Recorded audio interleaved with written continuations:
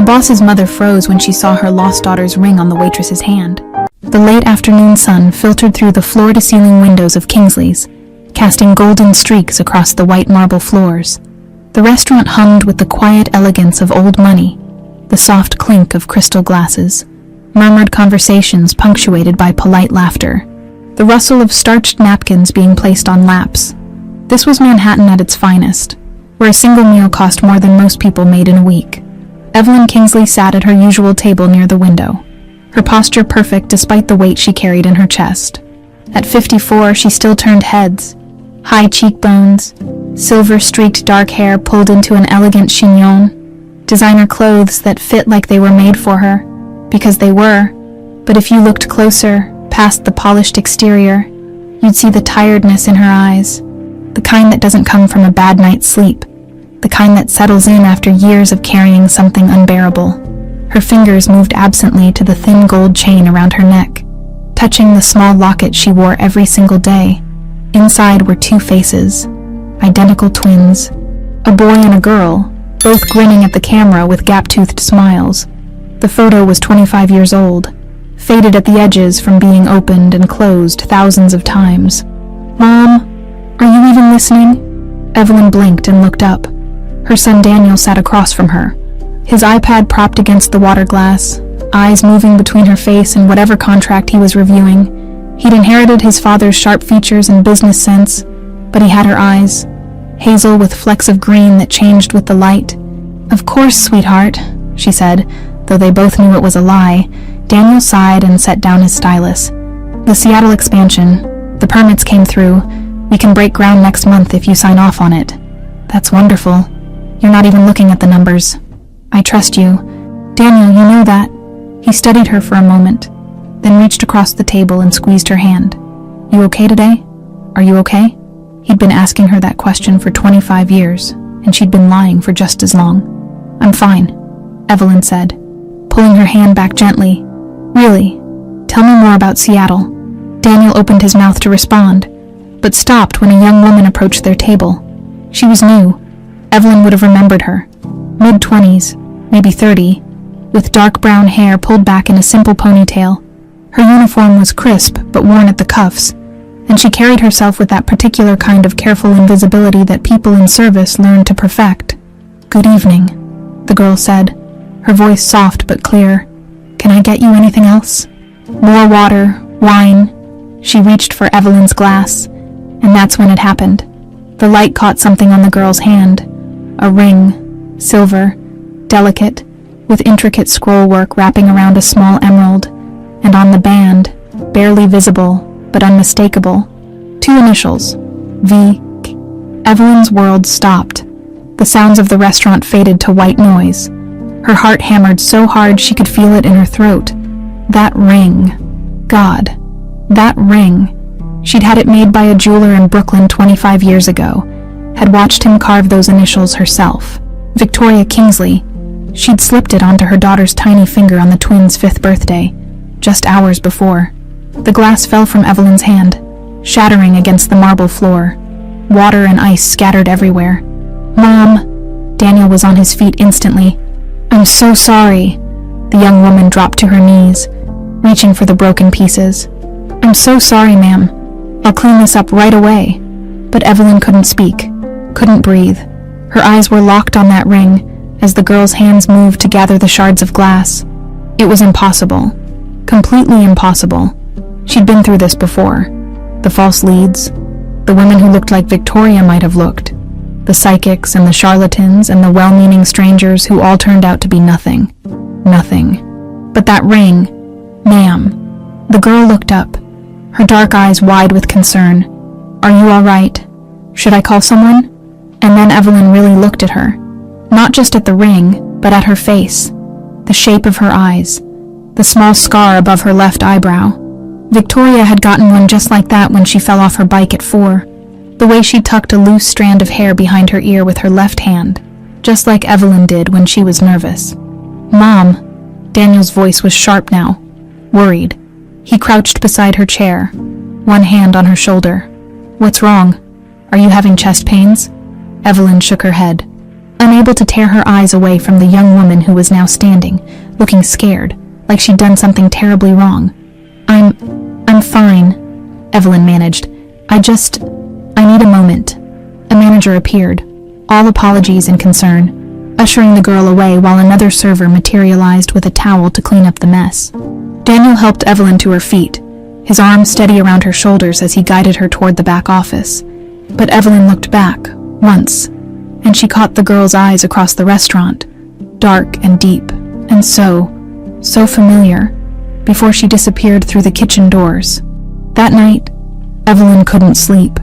She sat in the darkness of her bedroom, the kind of expensive darkness that comes from blackout curtains and homes where silence is a luxury, but her mind was screaming. She knelt beside her bed and pulled out the wooden box she kept there.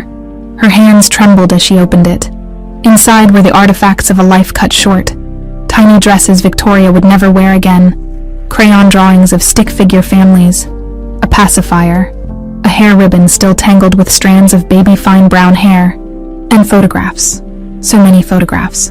Victoria on her first day of preschool, Victoria and Daniel building sandcastles at the beach, Victoria asleep in Evelyn's arms, her small fist curled against her mother's chest, and the police file. God, that awful manila folder that had become her Bible for so many years. Case number 994721, missing minor, status, cold. She pulled out the photograph she'd given the police, the one of Victoria wearing the ring, holding up her hand to show it off, so proud of her birthday present. The emerald caught the light in the photo just like it had today. Just like today? Evelyn pressed her hand to her mouth, trying to hold back the sob that wanted to escape. She'd been through this before, the hope that burned so bright it hurt, only to be extinguished by reality. The therapist had warned her about this, the way trauma could make you see things that weren't there. Want things so badly you convinced yourself they were real. But that ring, that impossible one-of-a-kind ring, Mom. She looked up. Daniel stood in the doorway, backlit by the hall light. He was wearing the old knit t-shirt he slept in, and for a moment he looked just like his father. "What are you doing up?" she asked, quickly wiping her eyes. He crossed the room and sat on the floor beside her, looking at the open box. He'd seen it before, of course, too many times. "I could ask you the same thing." His voice was gentle. "Want to tell me what happened tonight?" Evelyn looked at him. Her son, her anchor, the only child she had left. He'd spent his whole life watching her chase ghosts, watching her fall apart and pull herself back together, over and over again. "The ring," she said finally. "That girl. She was wearing Victoria's ring." Daniel's expression didn't change, but she saw something flicker in his eyes. Pity, maybe, or just exhaustion. "Mom, I know what you're thinking," Evelyn said quickly. "I know, but this is different, Daniel. That ring was custom-made, one of a kind. I watched the jeweler carve those initials myself. Maybe she had one made that looked similar." "No," Evelyn grabbed his hand. "Look at the photo. Look at it." He did, though reluctantly, and she watched his face as he studied the image, watched him trying to see what she saw, trying to want it less than he did, because that was the cruelest part. He'd lost his sister too, and he'd spent his whole life being not quite enough to fill the hole she left behind. "Please," Evelyn whispered, "just look into it. That's all I'm asking. Have someone check where she came from. Ask about the ring. Please, Daniel." He was quiet for a long moment, the police photo still in his hand. Finally, he nodded. "Okay," he said. "I'll make some calls tomorrow. But Mom, you have to promise me something." "What?" "If this turns out to be nothing, and I think we both know it probably will, you'll talk to Dr. Richardson again. You'll get some help, real help." Evelyn nodded, though they both knew it was another lie, because somewhere deep in her bones, in that place where mothers just know things, she was certain. That girl wasn't a stranger. That girl was her daughter. Evelyn returned to the restaurant the next day, and the day after that, and the one after that. She told herself she was just there for lunch, for the atmosphere, for the business meetings Daniel scheduled. But she knew the truth. She was there for the girl. Emily. That's what her name tag said. Emily Norton. Evelyn watched her move through the dining room with practiced efficiency. clearing tables, refilling water glasses, smiling politely at customers who barely looked at her. She was good at being invisible. Too good. Like someone who'd learned early that taking up space was dangerous. "You're being obvious," Daniel muttered during lunch on the third day, not looking up from his phone. "I'm being observant. You're being obsessive." He set down his phone and looked at his mother. "The investigator is working on it. Give him time." "What's he found so far?" Daniel sighed. He'd hired Marcus Webb, a former NYPD detective who now ran a private investigation firm. Webb was thorough, discreet, and expensive. Everything the Kingsley family needed. "She's been working here for 2 weeks, Daniel said. Before that, she was waitressing at a diner in Scranton. Before that, Philadelphia. She moves around a lot, never stays anywhere long. Running from something, or just looking for something better." Daniel's voice was careful, measured. "She's 29 years old, clean record, no family that he can find yet. Grew up in foster care." Evelyn's heart clenched. "Foster care? Mom? Where? What state?" Daniel hesitated, then pulled up something on his phone. "Pennsylvania." Webb's still digging into the details, but it looks like she bounced around different homes until she aged out at 18. "Pennsylvania. 3 hours from New York. Close enough." Evelyn's hands trembled as she reached for her water glass. Across the restaurant, Emily was taking an order from an older couple, her pen moving quickly across her notepad. The afternoon light caught the ring on her hand again. That impossible, beautiful ring. "I need to talk to her," Evelyn said. "Absolutely not." "Daniel." "No." His voice was firm now, the same tone he used in business meetings when a decision was final. "Let Webb do his job. If there's something to find, he'll find it. But you can't just walk up to this girl and start asking questions. You'll scare her off. Or worse." "Worse what?" "You'll get hurt again." Daniel's expression softened. "Mom, I can't watch you go through this again. Not after last time."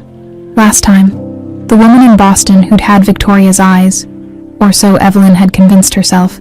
She'd flown up there, hired lawyers, demanded DNA tests. The woman had been a con artist. Of course, she'd researched the Kingsley case, found the old news articles, and played the part perfectly. It had cost Evelyn 6 months of therapy and $100,000 in legal fees to untangle the mess. "This is different," Evelyn said quietly. "That's what you said last time, and the time before that. The ring. Could be a coincidence. Could be a copy. Could be anything." Daniel reached across the table and took her hand. "Please, just wait. Let Webb finish his investigation. Then we'll know for sure." But Evelyn couldn't wait. The next afternoon, when she knew Daniel would be at a meeting across town, she went back to the restaurant. She sat in Emily's section and waited.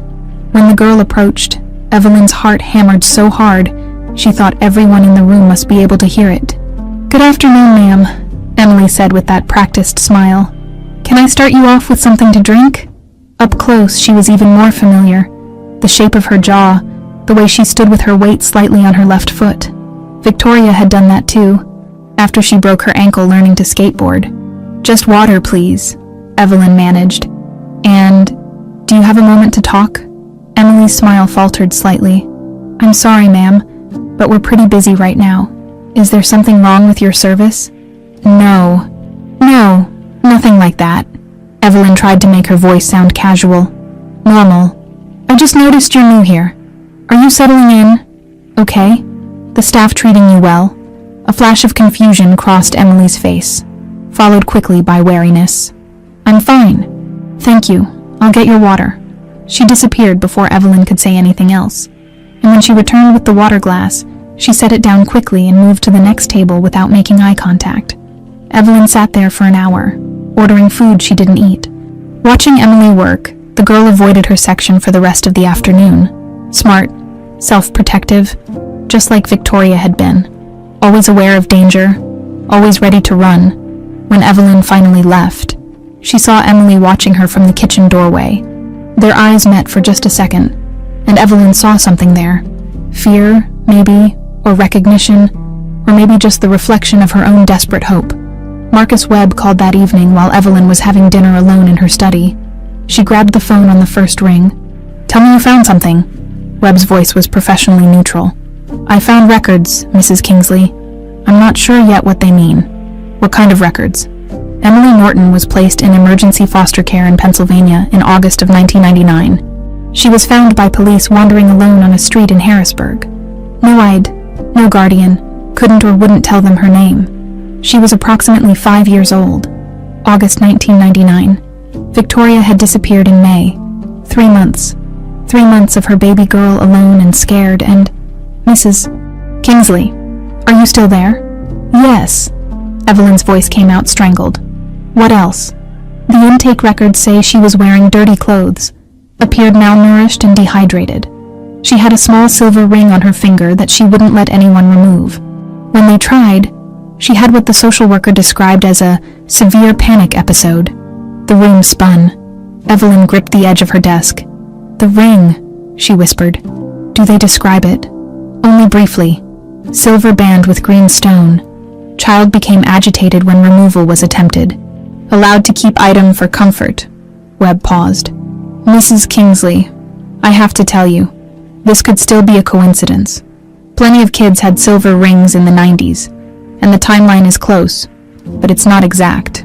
What happened to her after that? Where did she go? Bounced around different foster homes. Some lasted a few months, some only weeks. She ran away twice as a teenager. The file notes describe her as withdrawn, resistant to attachment, and flight risk. Aged out of the system at 18 and disappeared into the wind. Worked odd jobs, moved around a lot. No permanent address, no close relationships that I can find. She's like a ghost. Or someone trying to hide, Evelyn said. Or someone who never learned how to stay. After Webb hung up, Evelyn sat in the darkness of her study, staring at nothing. On her desk was the framed photo from the twins' 5th birthday party, the last one before Victoria disappeared. Daniel was blowing out candles while Victoria held up her hand to show off her new ring. Her face lit up with pure joy.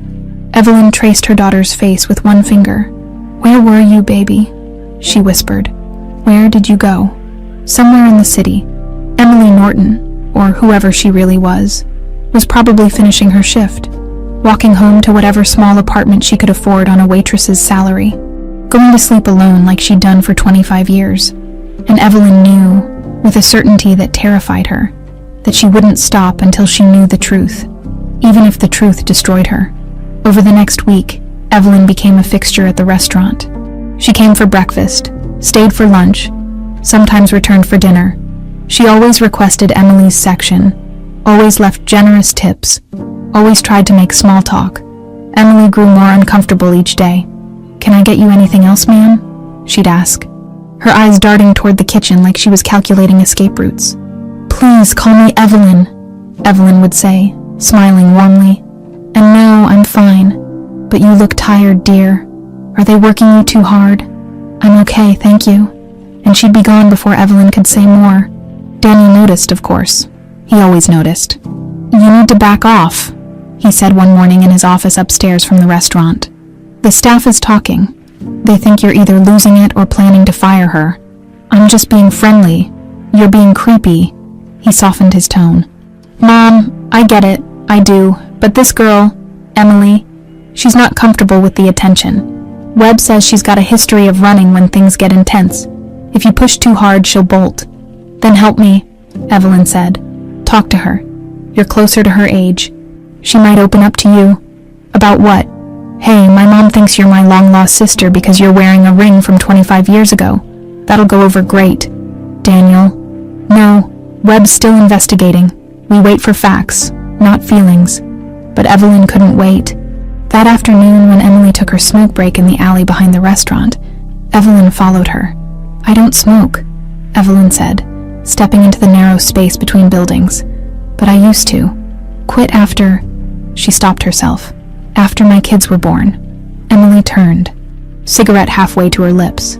For a second, she looked like she might run. Then her shoulders sagged in resignation. Is there something I can help you with, Mrs. Kingsley? So she knew the name. Of course she did. Everyone who worked at Kingsley's knew who owned it. I just wanted to talk, Evelyn said gently. Off the clock, person to person. About what? About you, where you're from, how you're settling into the city. Emily took a long drag, exhaling smoke slowly. Why? It was a fair question. Evelyn scrambled for an answer that wouldn't sound insane. "Because you remind me of someone," she said finally. It was the truth, after all. "And because you seem like you could use a friend." "I don't need friends. I need this job." "You'll keep your job, I promise." "You can't promise that." Emily's voice was flat, resigned. Rich people always think they can make promises. But people like me, we know better. The word stung. But Evelyn pushed forward. "Tell me about the ring. It's beautiful." Emily's hand instinctively went to it. Protective. "It was my mother's." Evelyn's heart stopped. "Your mother?" "I don't know. I think so. It's the only thing I have from before." "Before what?" Emily stared at her for a long moment, clearly debating whether to shut down the conversation or continue. Finally, she stubbed out her cigarette. "Before I remember anything, I was in foster care my whole life. This ring was all I had when they found me. Social worker said I wouldn't let anyone take it off, still won't. Do you remember anything? About your family? Your real parents?" "No. And I stopped trying to remember years ago. It doesn't help." Emily glanced at her phone. "My break's over. I should get back." "Emily, wait." But the girl was already gone, disappearing back into the kitchen. That evening, Evelyn sat in her study with a glass of wine she wasn't drinking. Staring at her phone, she wanted to call Daniel, to tell him about the conversation, but she knew what he'd say. She was getting too close, moving too fast, scaring the girl away. Her phone buzzed with a text from Daniel. "Family dinner tomorrow night. Margaret insists. 7 p.m. Please come." Evelyn groaned.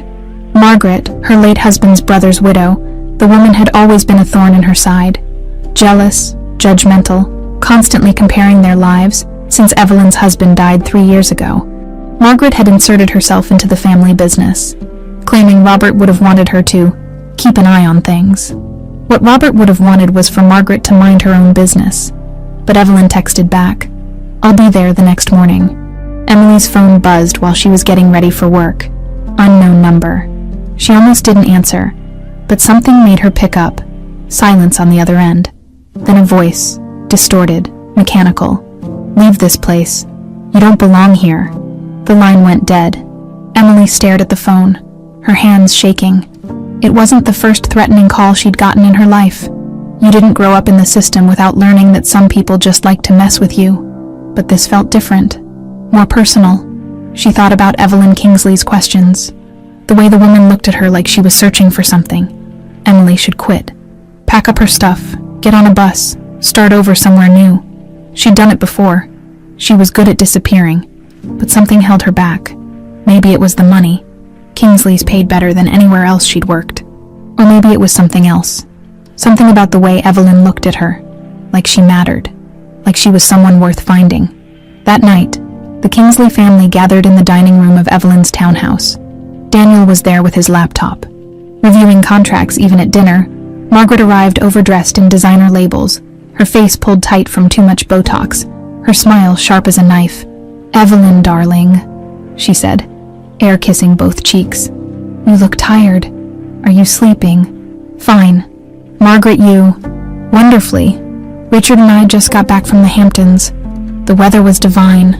They sat down to dinner, prepared by Evelyn's cook, served on china that cost more than most people's cars. Margaret dominated the conversation, with stories about charity galas and yacht parties, barely touching her food. Then she leaned forward, her eyes gleaming. "I heard the most interesting gossip at the club today. About you, Evelyn." Daniel's fork paused halfway to his mouth. "Margaret, they're saying you've become quite attached to one of the restaurant staff. A young waitress." Margaret's smile widened. "Some people are calling it inappropriate, an obsession even." Evelyn's jaw tightened. "I'm simply being kind to an employee." "Kind, darling. You're there every single day, following her around, asking questions." Margaret tisked. "People are worried about you. They think you're having another one of your episodes." "That's enough," Daniel said sharply. "I'm just concerned, Daniel, after what happened in Boston." "I said enough." Margaret raised her hands in mock surrender. "I'm only trying to help, but if you're going to chase after every girl with brown hair and a sad story, people will talk. They already are." Evelyn stood up, her napkin falling to the floor. "Excuse me." She left the room, but not before hearing Margaret's whisper to Daniel. "How many times are you going to let her fool herself with a stranger?" In her bedroom, Evelyn's phone rang. Webb. "Mrs. Kingsley, I've got something. Emily Norton received a threatening call this morning from a burner phone. I traced the purchase. The phone was bought with a credit card registered to Margaret Kingsley." Evelyn's blood ran cold. "What?" "I'm sending you the records now. But Mrs. Kingsley, this means someone in your family knows about Emily, and they want her gone." Evelyn didn't sleep that night. She sat in her study with Webb's evidence spread across her desk. Credit card statements, phone records, timestamps. Margaret had bought the burner phone 3 days ago at a bodega in Queens. The call to Emily had been made that same morning. Why would Margaret threaten Emily? What did she have to lose? Then it hit her. The inheritance. If Emily was Victoria, if she really was Victoria, then the family fortune would be divided differently. Daniel would have to share his inheritance with his sister, Margaret, who'd positioned herself as a key advisor and beneficiary after her husband's death, would lose influence, money, power, everything Margaret had spent years carefully cultivating. Evelyn heard footsteps in the hallway. Daniel appeared in the doorway, still dressed from dinner. "Mom, what Webb said about Margaret, I know what it means. We need to be careful. If she's already threatening Emily, who knows what else she might do?" He came into the room, closing the door behind him. "Maybe it's time to back off. Let this go." "Let it go?" Evelyn looked at him incredulously. "Daniel, if Emily is your sister, that's a big if." "Mom, we don't know anything for sure." "Then let's know for sure." Evelyn stood up, her decision made. "I want to propose a DNA test." Daniel ran his hand through his hair, a gesture so like his father it made Evelyn's heart ache. "She'll never agree to it." "She might. If I ask the right way, and if she says no, if she runs, then we'll know something's wrong. People don't run from DNA tests unless they have something to hide." Evelyn grabbed her coat. "I'm going to talk to her now." "Mom, it's almost midnight." "I don't care." Emily lived in a 4th-floor walk-up in Washington Heights, the kind of building where the hallways smelled like old cooking oil and the mailboxes were more broken than not. Evelyn had gotten the address from Webb's report. Though she knew Daniel would be furious she was using it, she knocked on apartment 4C, her heart pounding. No answer. She knocked again, harder. "Emily, it's Evelyn Kingsley. I need to talk to you." Silence. Then, finally, the sound of a chain lock sliding. The door opened a crack, and Emily's face appeared, pale and wary. "How did you find where I live? I'm sorry for showing up like this, but it's important. May I come in?" Emily hesitated, then opened the door wider. The apartment was tiny, basically a studio with a curtain dividing the sleeping area from the rest. But it was clean, organized, books stacked neatly on a makeshift shelf, a single plant on the windowsill struggling to survive. "Nice place," Evelyn lied. "No, it's not. But it's mine." Emily crossed her arms. "What do you want, Mrs. Kingsley?" Evelyn took a breath. This was it, the moment that would either change everything or destroy the last shred of hope she had left. "I want to tell you a story," she said, "about my daughter." Emily's expression didn't change, but Evelyn saw her shoulders tense. 25 years ago, I had twins, a boy and a girl, Daniel and Victoria. They were my whole world. Evelyn's voice caught, but she pushed forward. When they were 5, we took them to Central Park for their birthday. It was a beautiful day, sunny, perfect. And then, "I don't want to hear this," Emily said quietly. And then Victoria disappeared. 1 minute she was there, the next she was gone. We searched for months, years. The police, the FBI, private investigators, nothing. She just vanished. Mrs. Kingsley, on their birthday that morning, I gave Victoria a ring, a silver ring with a small emerald. I had it custom made by a jeweler in Brooklyn. It had her initials engraved inside, VK. Evelyn's eyes locked on Emily's. That ring was one of a kind, impossible to replicate. Emily's hand instinctively went to the ring on her finger, covering it protectively. "You're wearing that ring right now," Evelyn said softly. "The same ring my daughter was wearing the day she disappeared." The silence stretched between them like a chasm. "You think I'm her?" Emily finally said. It wasn't a question. I don't think. I know. In my heart, I know. You're crazy. Maybe God knows I've been called that before. But this time, Evelyn pulled a photograph from her purse, the one from the twins' 5th birthday. Look at this, please. Emily took the photo with trembling hands. Evelyn watched her study the image. 2 children blowing out candles. Identical smiles. A little girl holding up her hand to show off her new ring. I don't remember this, Emily whispered. You were 5, traumatized. It's not surprising you don't remember. I don't remember anything. Emily's voice cracked. Do you know what that's like? Having no past, no family, nothing before the age of 5 except nightmares and... She stopped, handing back the photo. I'm sorry about your daughter. I really am. But I'm not her. Then, take a DNA test. Prove me wrong. Emily laughed, but there was no humor in it. You want me to take a test to prove I'm not your dead daughter? That's insane. She's not dead. You're not dead. You're standing right here. I'm Emily Norton. I grew up in foster care in Pennsylvania. I've worked every minimum wage job you can imagine just to survive. I'm nobody special. Definitely not some rich lady's long-lost daughter. Emily, no. Emily moved toward the door, opening it. I want you to leave, and I want you to stop coming to the restaurant. Stop following me. Stop. Her voice broke. Stop making me hope. The last word hung in the air between them. Hope for what? Evelyn asked gently. Emily's eyes filled with tears.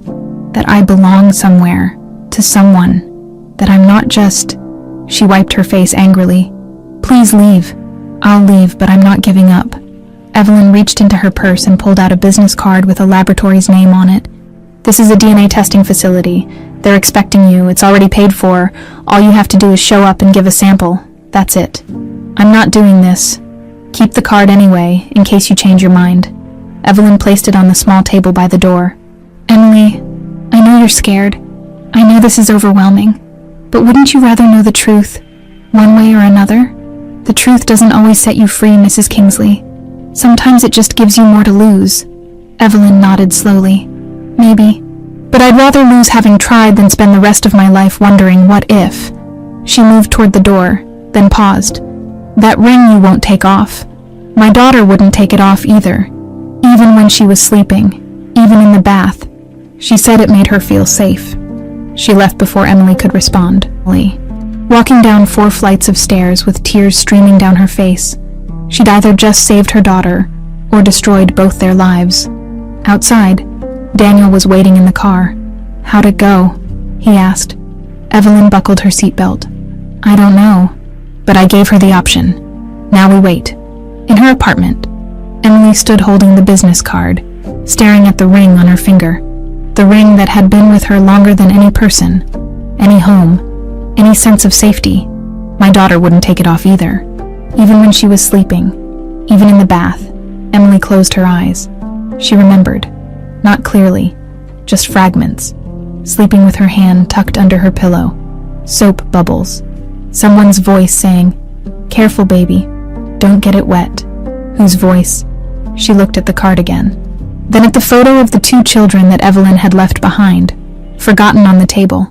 The little girl's face was round with baby fat, eyes bright with birthday joy. She looked nothing like Emily, but the ring on her finger, that was identical. Emily picked up her phone, started to dial the number on the card, stopped, started again. What if Evelyn was right? What if she really was Victoria Kingsley? What if she wasn't? She didn't know which answer terrified her more. 3 days passed, then 5, then a week. Evelyn forced herself to stay away from the restaurant. Daniel had made her promise. Give Emily space.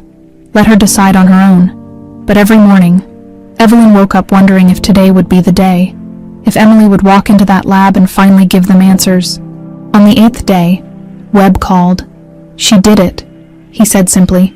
Emily Norton went to the lab this morning, gave a DNA sample. Evelyn's knees went weak. She sat down hard on the edge of her bed. When will we have results?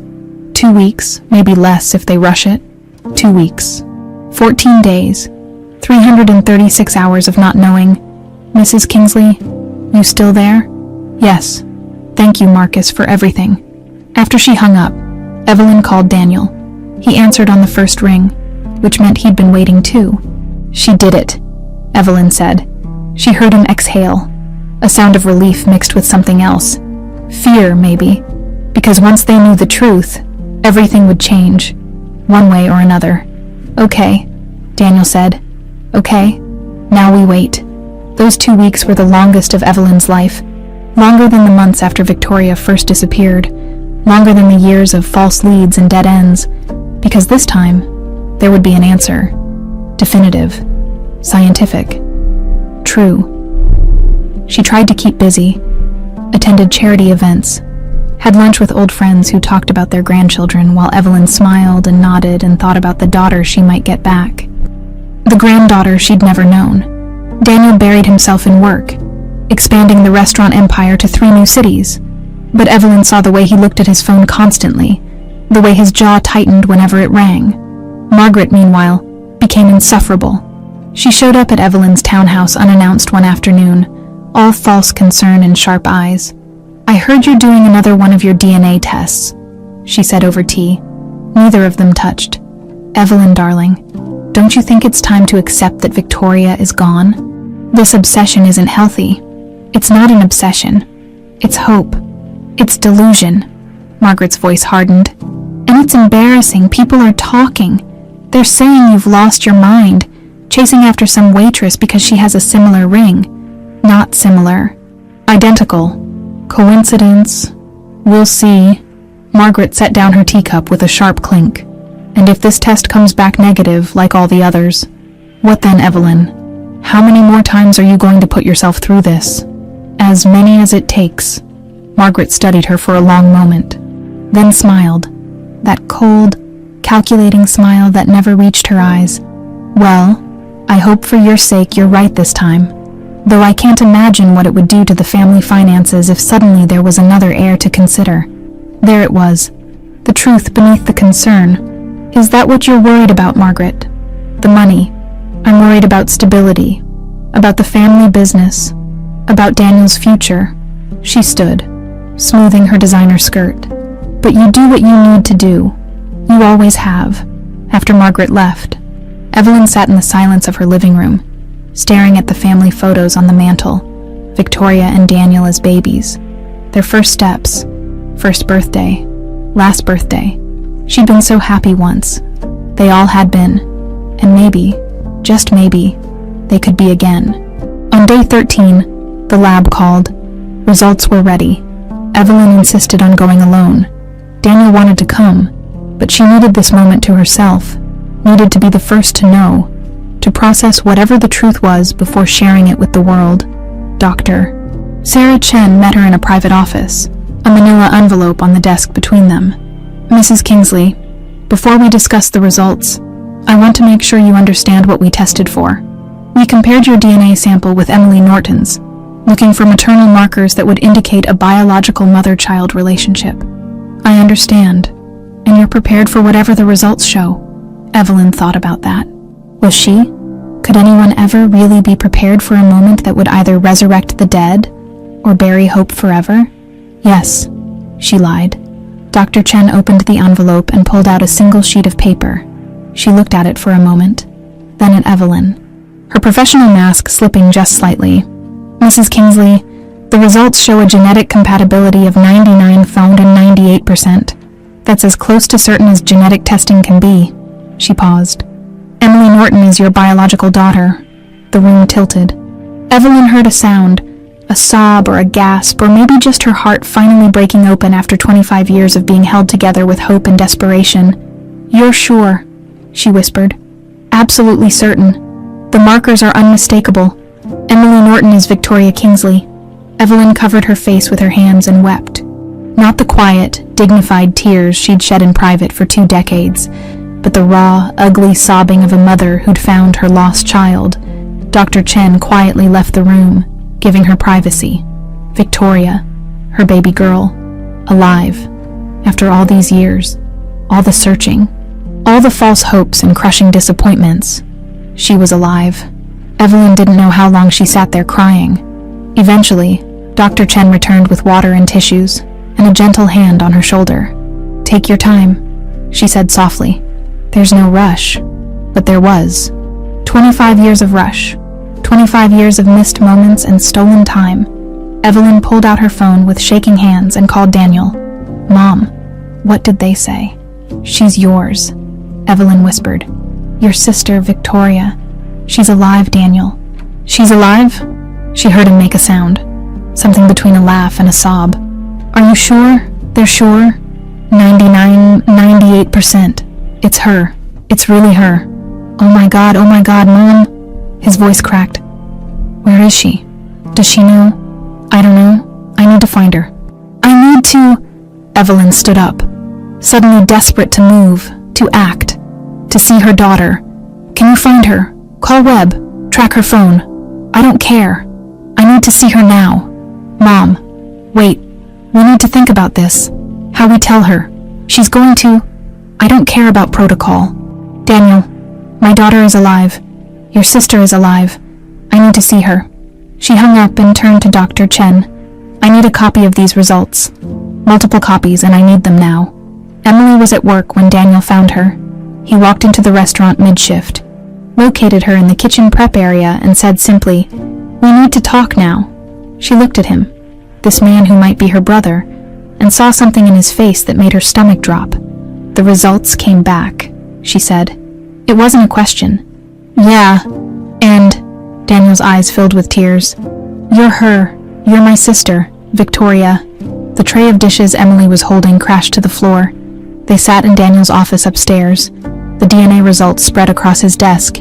Emily, Victoria, stared at them like they were written in a foreign language. 98%, she said numbly.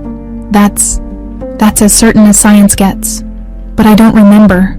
I don't remember being her. You were 5. You went through trauma. It's not surprising." Victoria looked up at him. This stranger who was her twin brother. "What happens now?" "Now," Daniel smiled. But it was wobbly, uncertain. "Now you meet our mother, officially.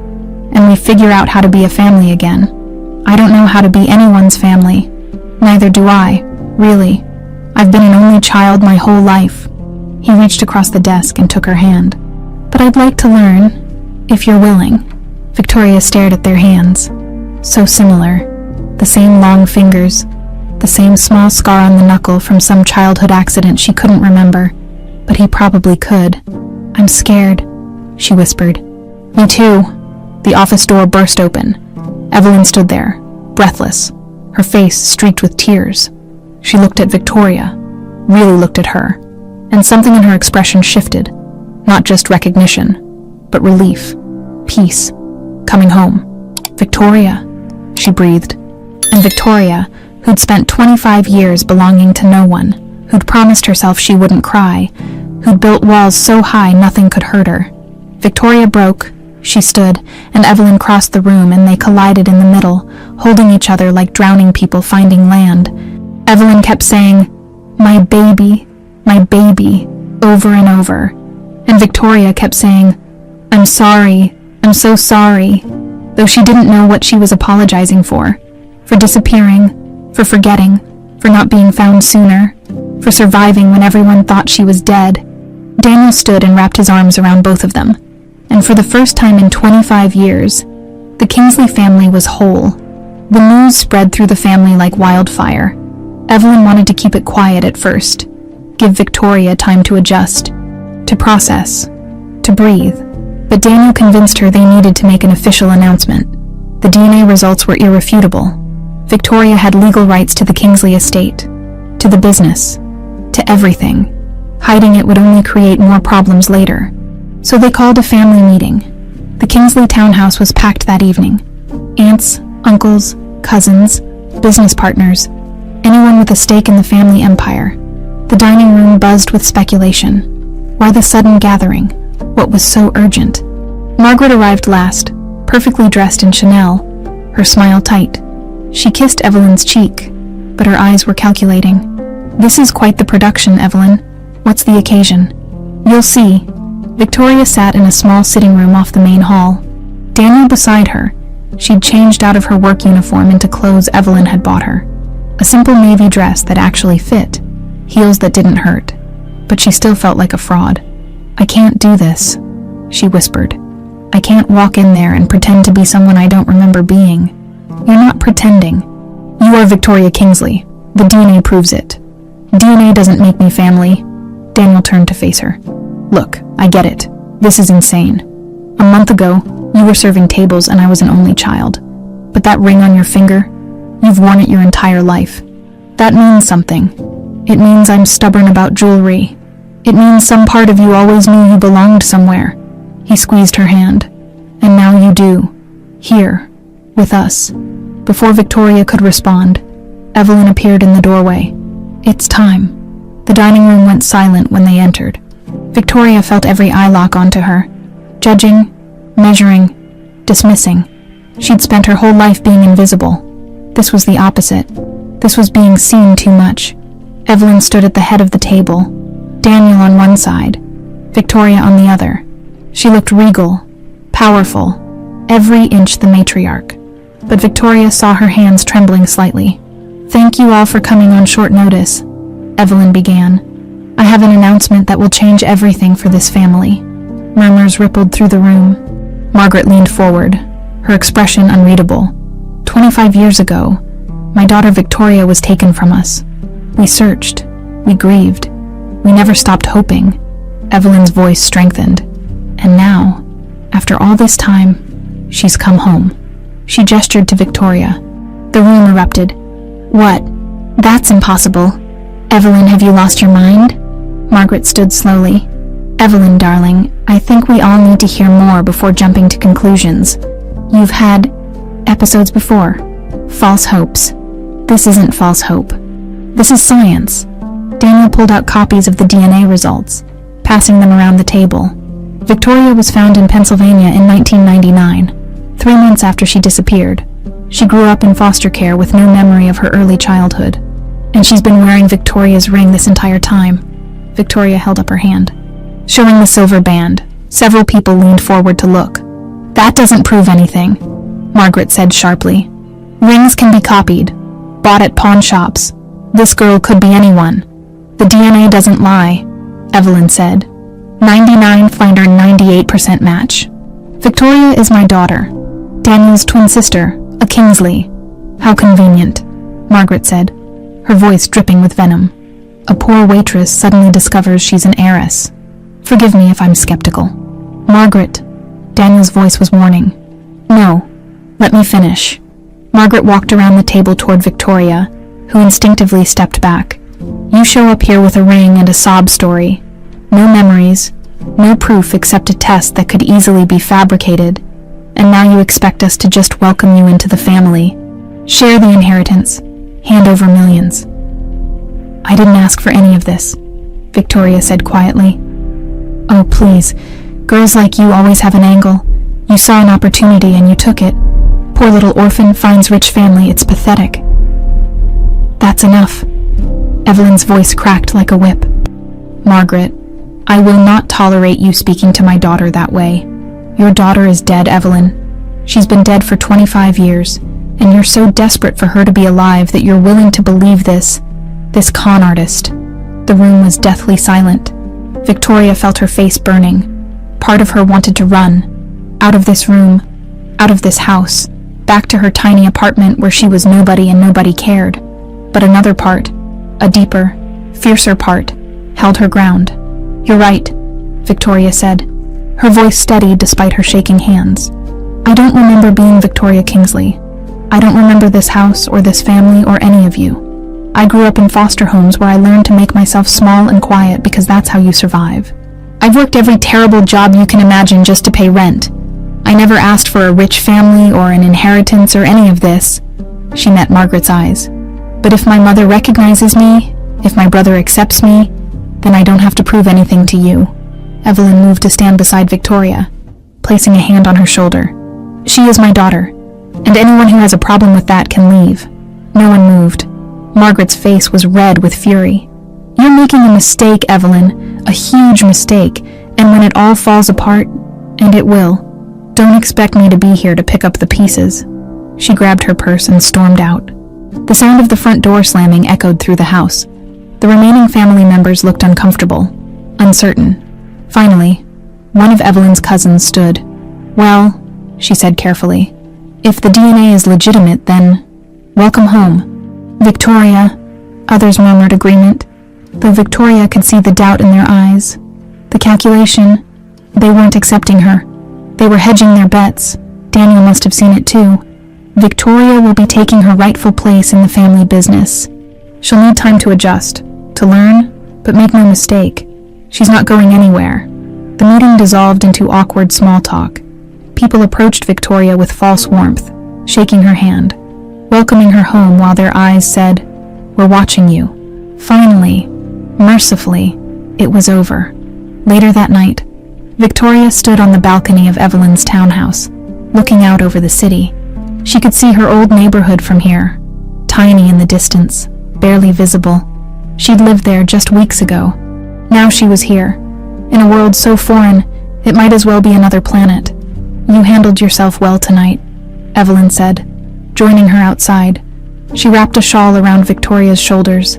"Better than I expected, honestly. I'm used to people thinking the worst of me. You shouldn't have to be." Evelyn was quiet for a moment. Margaret's always been difficult, but she crossed a line tonight. She's scared. Of what? Of losing what's hers. Victoria turned to look at Evelyn. "If I'm really your daughter, the inheritance changes, the power structure changes. She's right to be scared.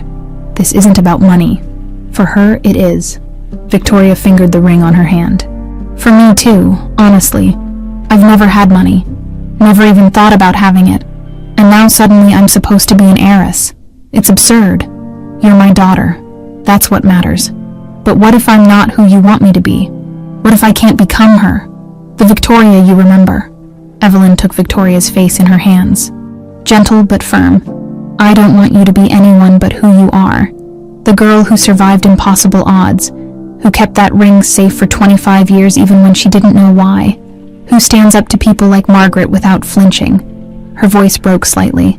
"You are exactly the daughter I want, exactly the daughter I lost, and I will spend every day for the rest of my life making sure you know that."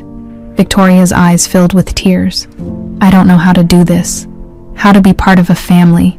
Neither do I. Not anymore, but we'll figure it out together."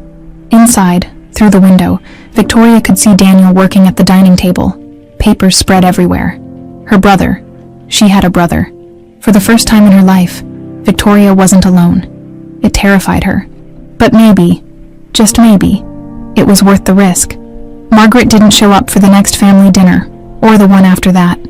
She stopped returning Evelyn's calls, stopped coming to board meetings for 2 weeks.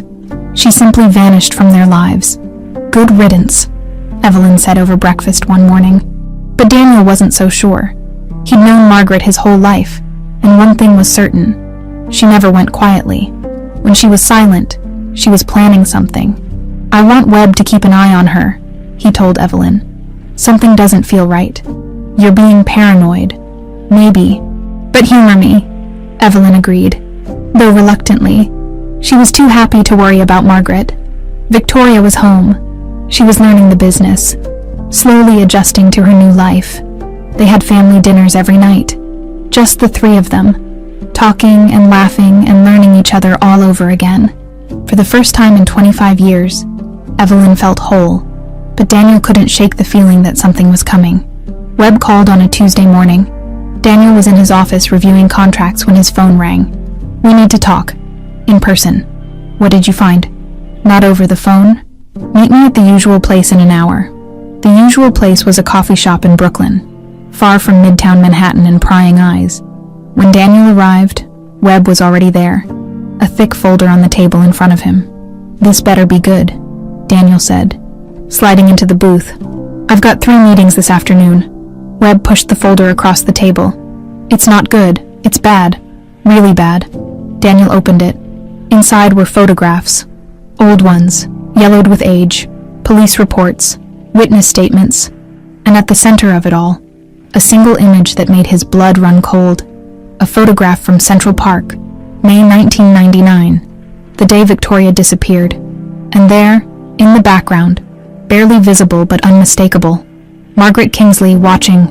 "What the hell is this?" "I was digging into the original investigation," Webb said, looking for anything that might explain what happened to Victoria. I found these in the archived police files. They took hundreds of photos that day. The crowd, the search area, people in the park, standard procedure. And Margaret was there. Not just there. Look at the timestamps. Webb pulled out more photos, spreading them across the table. She shows up in multiple shots, first at 2:15 p.m., about 20 minutes before Victoria went missing, then again at 2:47 p.m. near the parking lot. And here, he pointed to another photo. 3:03 p.m., talking to someone by the exit. Daniel stared at the images. Margaret had never mentioned being at the park that day. In all the years of searching, all the family meetings and investigations, she'd never once said she was there. Why wouldn't she tell anyone? That's what I asked myself. So I dug deeper. Webb pulled out more documents. Margaret's husband, your Uncle Robert, he died in a car accident in 2002, right? Yeah.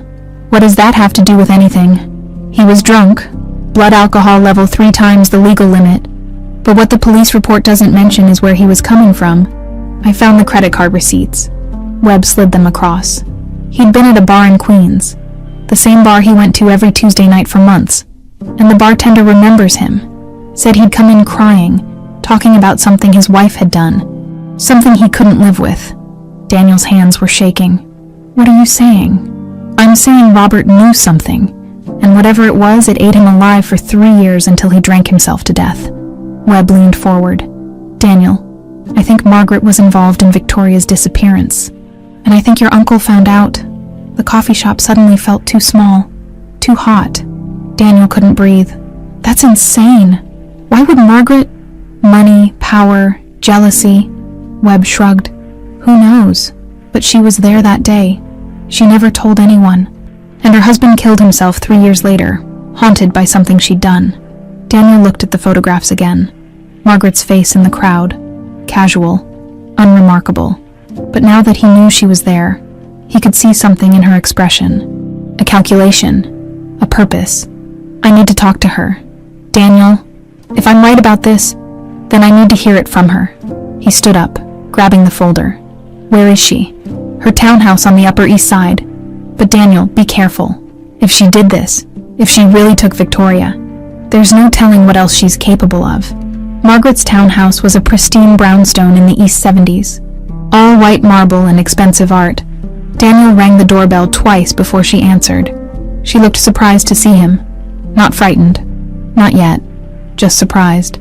Daniel, what a pleasant surprise. Come in. He followed her into the living room, his heart pounding. The folder felt heavy in his hands. I need to ask you something, he said without preamble, and I need you to tell me the truth. Margaret settled onto a cream-colored sofa, perfectly composed. Of course, what is it? He threw the folder onto the coffee table. Photographs spilled out. Why were you at Central Park the day Victoria disappeared? Margaret's face didn't change, but something flickered in her eyes. Recognition, calculation, fear. I don't know what you're talking about. Don't lie to me. The police photos prove you were there.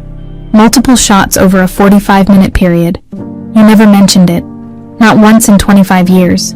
It was a coincidence I was in the area. Bullshit. Daniel's voice rose.